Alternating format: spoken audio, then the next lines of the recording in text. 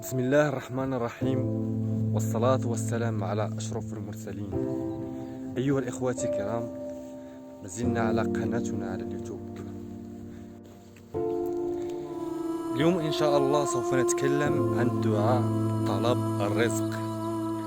اللهم إن كان رزقي في السماء فأنزله، وإن كان في الأرض فأخرجه، وإن كان بعيدا فقربه، وإن كان قريبا فيسره، وإن كان قليلا فكثره، وإن كان كثيرا فبارك لنا فيه.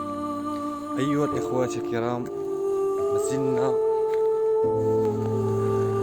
أيها الإخوة الكرام، هناك كلمة يجب أن تنتبهوا إليها جيدا، وهي: بعض الأبواب تفتح باق سري، وبعدها تفتح ببصمة اليد، وبعدها تفتح بالعين.